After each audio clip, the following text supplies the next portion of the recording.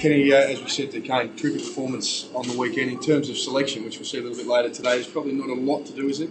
No, there won't be. I mean, obviously, Wingard will come up and he'll play and come into the side. We look like we're going to lose Homshi through a little bit of hamstring soreness, so we won't take any risks there like we did with Chad last week. So I suspect there'll only be the one change. The debate comes up every year about Good Friday football. How do you feel about it? Would you like to take part in it? No, I'm not sure. It's not one that I've thought too much about. I think if there's a good reason for it, and there's a support of charity and all those things that we acknowledge Good Friday stands for lots of things, and I think that's one of them. That maybe there's some good in that. I'm not sure that it's we are pretty footy mad every other day of the year, so I'm not sure that we need to perhaps go there. But if it's one that we think can get some I suppose extra charity stuff done for the community, I think that's a really good thing. Hey, I wanted to ask you too about.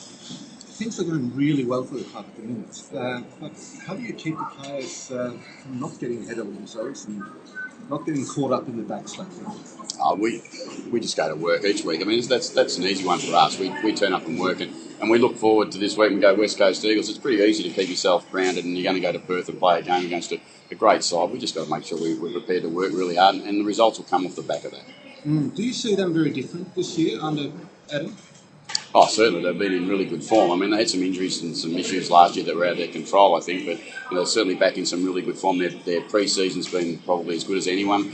On their start to the year, they're 3-1. They're like us. They've shown that they're in really good form, so we're going to have to go absolute best to get them. I know we went there when you played against Gold Coast, but obviously Phil Walsh's insights have been invaluable this week, even though things do change. Yeah, well, I think the important thing about that is that they've changed coach. I heard Adam say they've got, I think, 5 or 6 new coaches. They've got some new players. So there's that in itself will make a big difference to what they do. Phil has some knowledge of some of their players, no doubt about that, and also some knowledge about Subiaco and the challenges of playing over in Perth. They'll all certainly help us in a little way, but really they're only a very, very small percentage of what can help. Kim, what are the challenges of playing in Perth to give your members a bit of an idea of what they have? I think that history shows that it's a really hard game over there. Whether you play West Coast or you play Freo, it's the toughest road trip in the game as far as travel goes for all the sides, and we know that. And one of the things that we do learn from Phil is that's the hardest part for the travelling sides, is to go east to west. It's probably much harder to do than it is. Almost, it sounds a bit silly, to go west to east. So it does have a bit of an influence. Time zones and all those sorts of things make it a bit more of a challenge. But both the sides over there are both really good sides, so you've got to play at your absolute best. Each week we've talked about there's been a lot of talk about what sort of statement the sports performances are making. What sort of statement do you think it will be with a win over in Perth? Oh, no, at round 5 it'll just be a result of hard work. If we get the result we want, we know we can absolutely play really strong and hard footy and not always get the result you want. And we proved that against the Kangaroos, which was a great game of football. We know we're going to go over there and give a good account of ourselves and work really hard and hopefully come away with the points. What's the most dangerous thing that you see about the Eagles?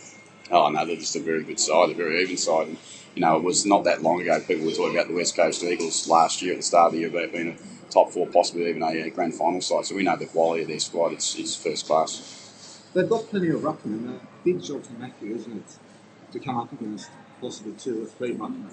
How do you deal with it? Yeah, no, look, he gets a big job all the time, though. I mean, He's always challenged, about whoever he's going to play. Last week it was Weston Leuenberger, then it was Curry and Goldstein. So there's always... Matty's always probably outnumbered, and has been since my time here. But we do call on Jacko and we do call on Westy, and we know they're an advantage for us and those players as well.